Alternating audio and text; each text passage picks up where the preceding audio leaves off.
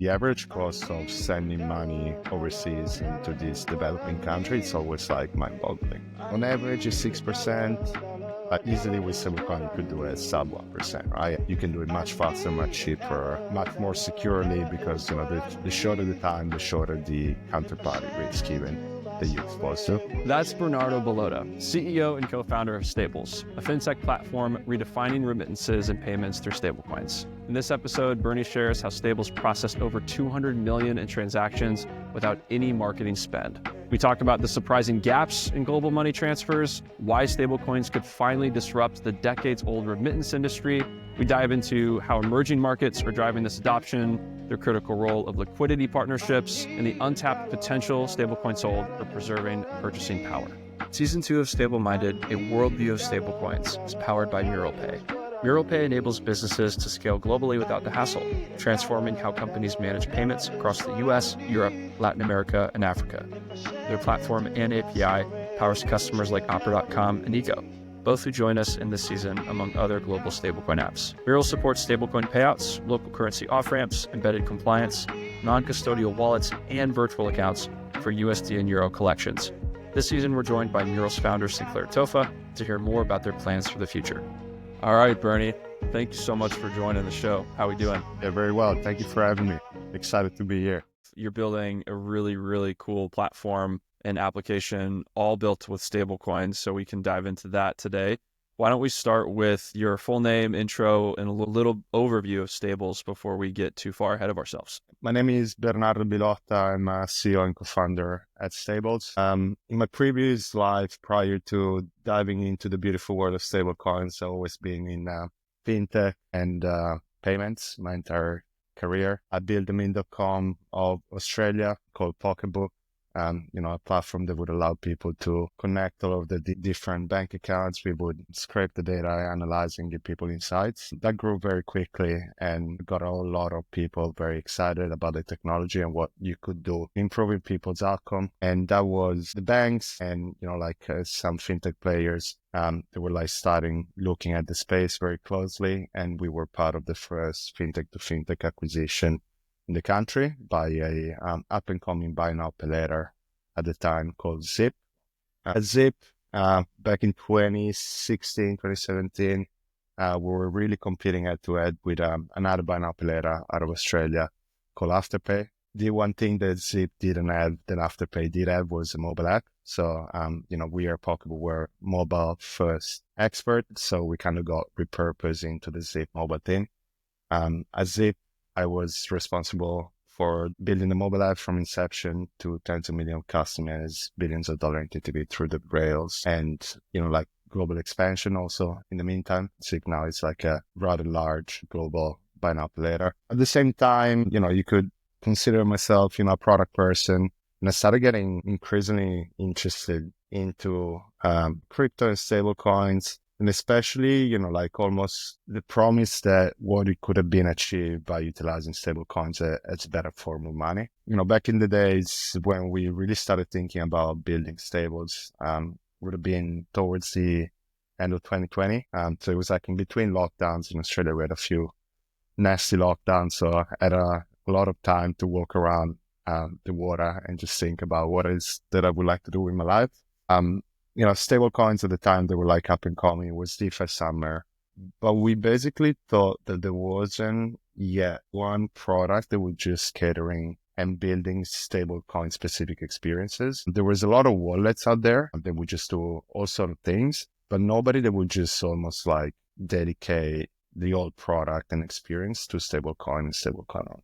So the bet there was that, we have this better form of money, but we do need a better UX to make sure that, call it normies can start interacting with it. So on that premise, we formed the company, we raised our seed back in 2021, and, we've been building since. Started really there's been a few false starts. It was a beautiful time to raise, difficult time to build, because shortly after you have your Terra, your FTX, Celsius 3-hour capital, it was basically a ticking bomb all over. But it was a good time to build and, stay focused on, truly what was our mission of making money accessible for all. So, clearly like now we've been in market showing numbers for about a little over a year, and, it's looking good. Appreciate that overview. There's a lot there to dive into, and just maybe pause on a couple things. So thank you for that. I can imagine the heated race that the buy now, pay later in Australia at that time was. I was at Square actually when Block acquired Afterpay, and maybe I just had left, but I was completely blown away with valuable of an acquisition that was. Looking now is $29 billion in stock that Block acquired Afterpay for. So I can only imagine the race financially that was. Wanted to just ask you about that season of your life, because I'm imagining Pocketbook and Zip play massive fundamental roles for you in building Stables. What problems or specific things did you feel, on the product side or the leadership side when you were building either of those businesses that maybe that gave you the original foundation of pain point, if you will, for what Stables is now? Anything stick out in your mind there? Interesting question. I mean, first of all, yes, it was a crazy race. I mean, it's like for the few that they were part of it, it truly feel like we were changing the way that like people interacted with credit.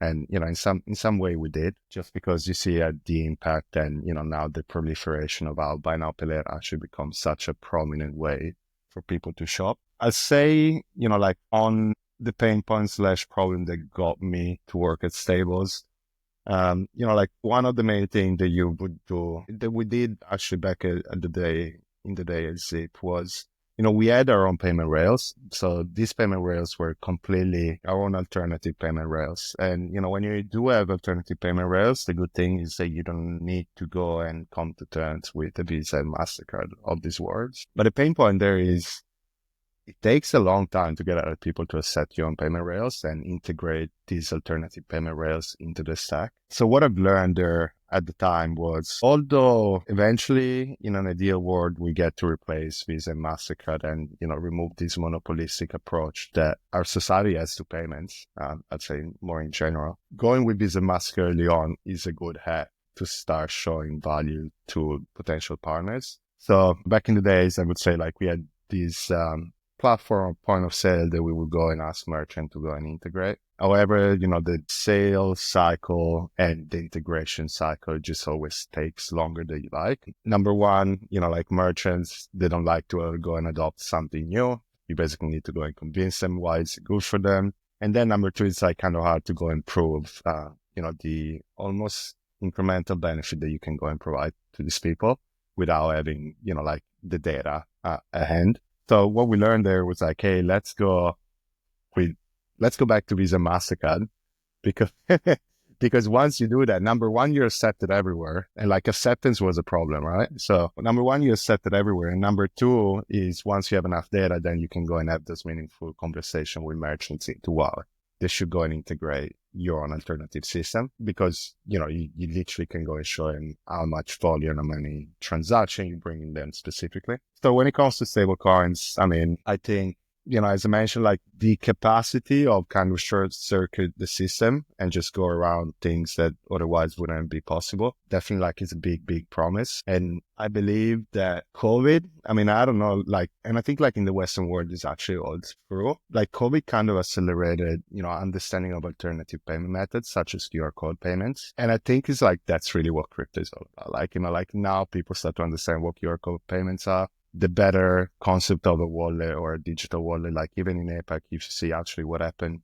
during COVID, for instance, in the Philippines, like Gcash became the prominent payment method during the pandemic. And that's all like mobile-based payment wallets. So I think it's like there's all these big trend of plays here that eventually stablecoin can be the catalyst for. And yeah, I mean, it's never fun to work with incumbents. So it's like when you can go and break things, it's always more fun. What do you think, if you even look on, Stables Money website, it's very, in your partnership with MasterCard is very strong and prominent and bold, something that you list on your website. It's a fundamental part of your business at this point. So what is the dynamic of, in your belief, like you said, having the desire to one day maybe not need them as much anymore, What is that dynamic like? How do you navigate that, at least right now in the earlier phases of your business where you really do need them? Like you mentioned, like they provide you a very key network to get your business off the ground. I've heard that talking with other people in the space with cards, just like needing to work with these incumbent players, but knowing that you're building something that will replace them maybe one day. Like what is that like for you, that dynamic? Yeah, I mean, that's a good question. I mean, the way that I think about it is, I mean, number one, they've been great with us. They're just, I think like they understand the space, they understand the threat also, and they don't want to be left behind. So that's why they comment partnering with people such as ourselves that they either catching a trend or they're like skin in the game. And so they get the exposure to the industry. In terms of like the dynamic, I think it's a long shot for us to go and eventually remove Mastercard out of the equation. And that's again is like I think like that goes back to my day as Zip. Like ideally we were like we're gonna be replacing credit cards. Actually, what it turns out is you end up working with all of these incumbents because that's how you grow the pie bigger. I think there's a bit of naivety when it comes to like startup founder or like new businesses that come and say, oh, now we're going to go and completely displace XYZ, when in reality, you're always better off kind of partnering up and working together rather than just go compete out of it. Because also at this stage, there's no competition. Yeah. So walk us through that. So what does it look like right now to work with maybe not just MasterCard's team specifically, but maybe give us an overview, high level of the core architecture behind Stables. After this episode, I'm going to download this app and use it because everything that I'm looking at makes it look, it's exactly what I need, I think, in my life to really start using stablecoins in a payments use case that's frictionless. So I'm actually, while we talk, I'm going to do that right now. But give us a high-level overview of the architecture, like partners like MasterCard. Who else are you using to make it work? Yeah, so I would say like, let's start from the beginning. So, when a user downloads Stables, there's a few things happening, in the back. We're almost taking like a very unorthodox decision and positioning when we started the business that we were going to be running these nice. Doing it. Not lying. That we're going to be running this as a completely regulated business. So, we hired a chief risk officer. He's the gentleman who got the first new banking license for a startup in the country. And we just started looking at the space like, okay, if this was a bank, and I'm not saying that we're a bank, but like if this was a bank, what are the things that you would have to go and do to make sure that you can onboard people safely in a compliant manner, while giving access to this highly disruptive, better payment rails. So, when you onboard, we basically KYC you as an individual, or, if you want to onboard as a business, we're also onboarding businesses and KYC them as businesses. And once you pass KYC, why it's so important for you to, make sure that you say who you said you are, is that we basically give you access to stablecoin rails, and then we give you access to, call it like local currency rails. This is built on Fireblocks vault. So each of our clients, they get individual Fireblocks vault spun up for them individually, so that, all the funds that you see in Stables, they're actually sitting on chain. And you can go and verify yourself. Like, you don't have to go and trust us. Those funds are there. They're not replicated. They're not commingled. It's just there in your individual wallet at any given time for you to go and access. And then once you have this like stablecoin balance, like, call it like a few things that we connect to it. So we're connecting local payment rails. Look at this confetti, man. See, for those on audio, like I've completed my onboarding. I'm in now. It was that quick. So easy. Yeah, so you get like local payment rails, and then you got card rails. So the way that it works on, the local payment side of things is once you top up your account, and you can do that with either with a bank card, and you can buy stable coins, or you can top it up with, stable coins. You basically can either go and spend that balance, wherever MasterCard is accepted, and soon Visa. We're working on like the global card solution as we speak. Or you could just like go and send the stable coins places. You could go and send stable coins my account, if you want to send me directly stable coins, or you could go and send, Filipino pesos in the Philippines to, I don't know, like a person that it's working for you or a mate. And the way that that works is basically we're using stablecoin rails to do the transfer. So like that's how you get Keys plus zero settlement. And then you have local payment provider partner in each jurisdiction to go and do the last mile payment effectively. Yeah. I And that's noticed it. the partnership that you established with coins.ph for what you just described. Maybe we can break that down a little bit. I'm imagining that that's something that you could really replicate across other countries and other corridors. For those who aren't familiar, maybe share a little bit more about that Philippine peso use case and your work with coins.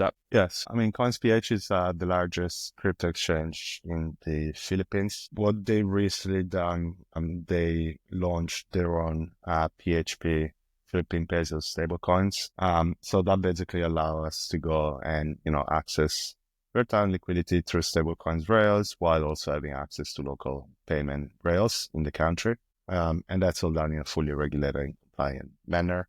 So I think like the idea there is, and I think it's like we're not there yet completely. And this is the thing that we're talking with the team, which is like, okay, well, super cool thing about stablecoins, at least, and that's my take, is of course is like the ability to transfer value and all US dollar, whereby, in the past would have been harder or more difficult to access, but it's also the ability to do FX on chain.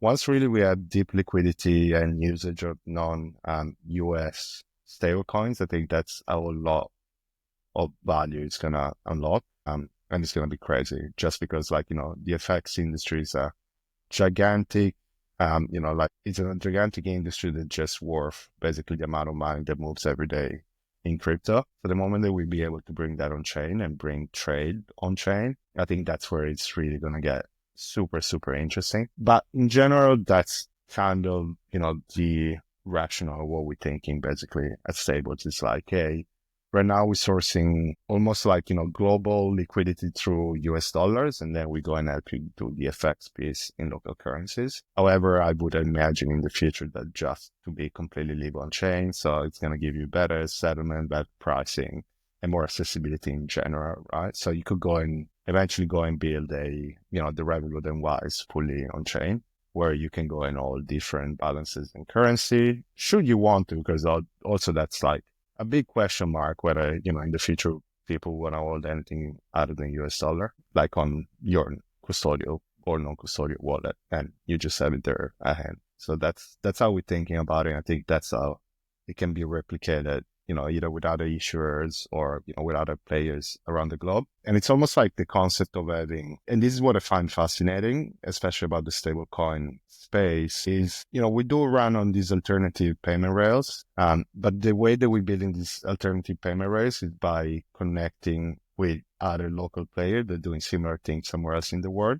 And then we end up all leveraging each other rails. And that's how you build this like almost alternative stablecoin network that, allows people to settle and transact globally without intermediaries. Yeah, to that point, I've just the idea of speaking with or working with other companies in the space that are, I guess you could say, doing specific things in specific places on chain really, really well. We've mentioned CoinsPH in the Philippines and the liquidity and stablecoin issuance product they have there. I'm curious. I know you have relationships with this season and last season we've talked about things like last mile liquidity for on and off ramping. I know you guys, I'm looking at here, it looks like you've recently announced a partnership with Koiway and Yellow Card. Maybe talk about just that dynamic or how Stables is working with players like that and maybe opportunities in the future in those types of partnerships, like the existing ones you have and then what you're looking for in the future that you may not have yet.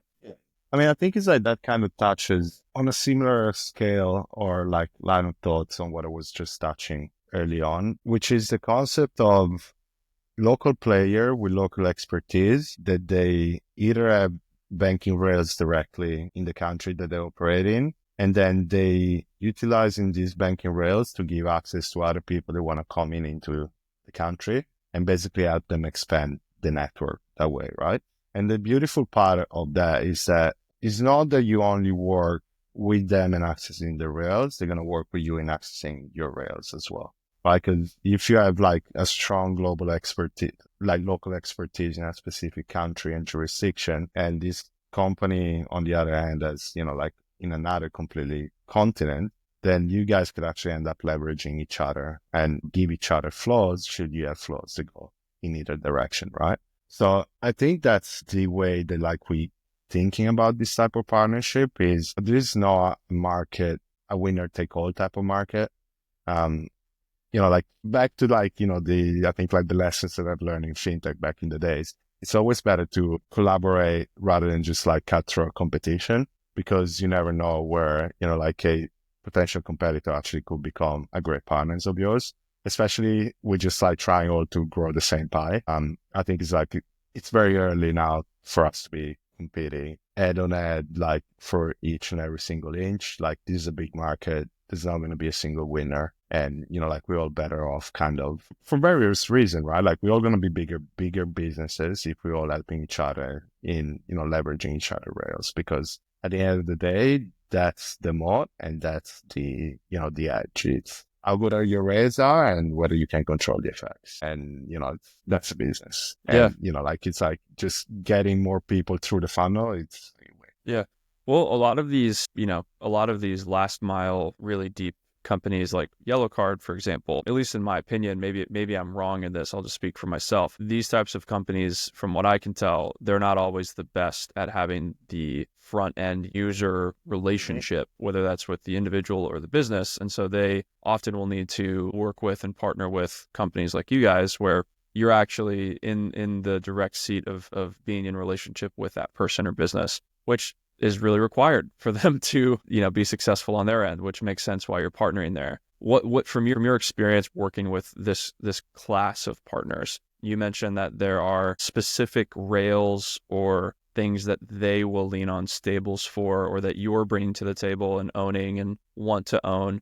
What does that look like? Like for a Yellow Card, for example, how would a Yellow Card type company work with Stables today? What are they leaning on you for? Yeah, I mean, I'd say like a few things. Number one, you're absolutely right in saying that like, at a certain point, they have very strong rails, but they might not have very strong user experience. So they rely on other people to get distribution. Funny story there. And like maybe somebody from Yellow Card is gonna, like dispute this, but like if I'm not wrong, Yellow Card actually started as a mobile app, as a consumer app. And then I sequently didn't know that. developed That's their own interesting. APIs. It's like, I think it's like, that's also like an evolution of how you can go and build these products. It's something like I think about, like quite a lot also like in the recent days, recent weeks is consumer product, super important, especially if you want to bring more people to the table. But then on the flip side is the way to get distribution on a consumer product. And like, you know this, I know this very well. Like, you need a lot of fucking capital. Whoops, maybe I wasn't supposed to swear, but like you need a lot of capital to just like go and scale a consumer product. Because then you're not just going to go and compete for crypto users. You're going to end up going and compete for Robinhood users. It's like, and I think even now as the market is evolving and, with the new government coming into place in the US, I would expect more and more of the traditional fintech to starting to moving on chain and on stablecoin rails. So it's going to be an interesting dynamic to see actually what happens there to people that want to go and play solely on the user experience side of things, just because you might just go and compete with somebody that's like 1,000x the amount of money that you have. And, like, so you cannot go and compete on user acquisition and whatnot. So like those things are like very interesting to see how they develop. I think there's like some sort of level of defensibility that we people in the business of stablecoins have, because almost time in the market and understanding the quirks of stablecoins, the problems of stablecoins, and what are the big opportunities and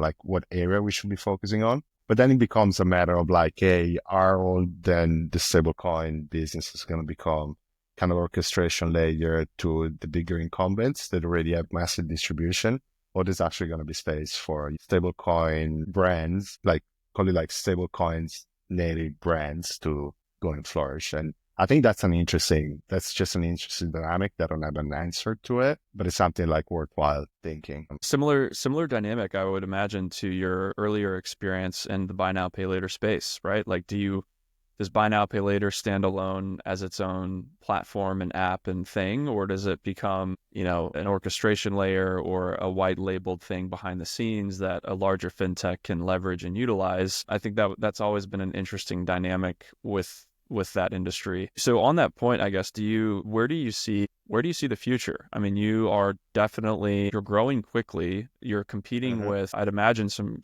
really entrenched incumbents in all of these different markets from like a neobanking standpoint. I was looking on your LinkedIn before this, and I saw a photo of you in Abu Dhabi on stage with some numbers behind you. I think it was $0 in marketing dollars spent on user acquisition or marketing growth. And then I think the other number was 200 million in payments processed, or what was that, the metric, the 200 million? Yeah, that's right. Total amount of dollars that we processed through the rails in the last 12 months. Awesome. So you've processed 200 million in 12 months, zero marketing spend. How do you plan to continue that growth trajectory and continue to challenge those incumbents that you're going after? Yeah, on the incumbents, I have something else to say. As much as I think about what's going to happen there with incumbents, and similar to buy now, pay later, if we believe at the time that, banks anyways would have just end up adopting it as a feature, then there wouldn't be a business. And, I think like you mentioned, $29 billion of stock that Square paid to Afterpay would have been all for 2 waves, but it turns out it's not. And it also turns out that I think the old fintech playbook still holds true, which is if you're on the customer, you kind of have more wiggle room to go and do other things. In terms of how do we sustain the growth and how do we think about the future? We believe that, of course, there is a big opportunity in emerging market to continue servicing and putting more stable coins in the pockets of, call it everyday people or crypto agnostic people. I don't know if you wanted to go and put it in a demographic bucket, which will be, people that are using stable coins out of necessity rather than because the crypto native or the degenerates and that's how they discover stable coins. It's actually people that are using it in their everyday life. So massive opportunity there. And that will be the way that I see it, at least, is I like Asia and the MENA region the most, but also there's a big opportunity on the business side of things. We already today helping businesses in moving money easily without a lot of counterparties and, much cheaper costs than, having to go through lots of middlemen if you want to go and send money overseas. So I really see the majority of the growth for us, at least, is going to come while we're going to be continuing servicing the crypto agnostic and the crypto native side of things, but also the business side is a very important vertical for us that we definitely very, very keen to go and pursue. Yeah. Can you speak a little bit to, you mentioned the Middle East, North Africa, and APAC? Just specifically, what are you seeing there? Something that we've been really diving into this season of the show is how different parts of the world are engaging with stablecoins uniquely. How are those regions or countries specifically? What are some trends that you're noticing either on the personal side individually or the financial side for the business customers you have? Yeah. I think number one, I would say the US, LATAM, it's oversaturated right now with competition. I'm not saying that there's no opportunity there, but I say it's been it's been lots of investment going into it, number one. So, clearly, it's been well served now. And number two, it's something where there's also 1,000 people keep on building and trying to do, their own thing within their own niche. While it's still the biggest market, I still think there's going to soon be some clear winners. And again, it goes similar to surely you could go and compete there, but if you go and, compete where you think there's actually more opportunity, that's probably better use of time and money. What I see in call it the APAC/MENA, kind of region is number one, there's fragmentation. The fragmentation it's very prominent. I don't know if you've ever been to Southeast Asia, for instance, but, wherever you go and travel in between all the different countries, they all whilst they're being in proximity of each other, it's completely different payment system. And, this, you cannot use this QR code over here. And so I really think that stablecoins could go and help a bunch of, call it unity to the region, whilst also helping people preserving their, almost their purchasing power. It's been a lot of inflation also in those countries. So having access to dollars, which some of those countries kind of running already on, but like in a digital format, while also having the ability to go and access and tap into global market. I think that's super important. But I also think is like the other thing that is very interesting about the region more specifically is the amount of remittance that is either inbound or outbound from those places. So if you think about like the developed nations, there's a lot of money going to Asia specifically. And, like with the Philippines, like being one of the biggest, like net remitter, inbound net remitter in the world. But also it's like very interesting, I think, is the MENA region, which is like, one of these with UAE basically at the center, which is like one of these hub of and a melting pot really for all the nearing countries, whether it's like Egypt, whether it's Algeria, whether it's like Pakistan, Philippines, and you name it. Like you see all of these people go and work there, and then it becomes a massive distribution center of money from other places. And again, like when you go and think about what the problem is there, it's like, it takes a whole lot, like getting bank account there is very fucking hard. It just takes like, it just takes so long. It just takes so long. There's so many things that you need to have in place before you be able to actually get a local bank account that stablecoin is just like such a no-brainer. Number two is like, the average cost of sending money overseas into these developing countries is always like mind-boggling. On average, it's 6%. Like easily with stablecoin, you could do it sub 1%, right? And it's not T plus 3 days settlement. You can do it much faster, much cheaper, much more securely because, the shorter the time, the shorter the counterparty risk even that you're exposed to. So I just think like those two regions are the one that like we personally getting very excited. Why we believe stablecoins is very much so a global phenomena. And we intend for tournament purposes to go and serve the global, stablecoin user base. There'll be like some key geographies that would be down. It's exciting. It makes total sense, especially when you're thinking about the fragmentation piece that you mentioned. So as we wrap up here, you mentioned that you started the company, you were originally fundraising and getting things off the ground in 2021, and then went through as we all did who worked in the space, just a crazy end of the year with Terra, FTX, 3AC. What was that, two-part question here. What was that like building and growing the business in that season of life as all of that stuff was going down, especially some of it being stablecoin related? And then how are you now looking into the future, into the new year? We're recording this, it's like, very end of Q4 2024. How are you now looking into 2025? It was hard. It was really hard. Like not only like you just That's like it, one period. crazy guy. Yeah. Not only you just like a crazy guy just go and say, hey, let's go do stablecoins only. And then also like stablecoins for some reason become like one of the most hated assets class in the world for a while. So it was hard. Like a lot of people kind of come and doubted, our direction. Why stablecoins only? Why don't you support these? Why don't you support that? But I think it's like at the end of the day, it was like, hey, surely UST and Terra might not have a good ending, but I think there was a lot of good that was left there that like it were worthwhile keep on building on. And, like you just looking like, what Tether has been doing like in emerging markets, like incredible. It's almost like if you go in if you go in Asia or in MENA, you can ask people to access stablecoin, they're only taking USDT. Like that's like, they're so entrenched and it's like they're doing so much to go and push, the stable coin piece. So they're like, hey, there's definitely something here that we should be just continuing to pursue. Like, it's like, doesn't mean that like if an experiment, which was what Terra was, I think it's like, it's probably a worthwhile experiment. It did end up well, but nonetheless, it doesn't mean that we should be stopping trying to go and, innovate in the vertical and trying to make money better. Because if you really think about it like this, we're making all these amazing advancements in technology. We're making all these amazing advances in society. But there's like one thing that hasn't changed yet. It's like it's the way that we're sending money and transact is still like stuck from 50 years ago. It's like from the 70s. Like that hasn't changed yet. And it's like, well, surely now, especially with the advent of AI agents, like the way to programmatically go and do those things, that's going to change now.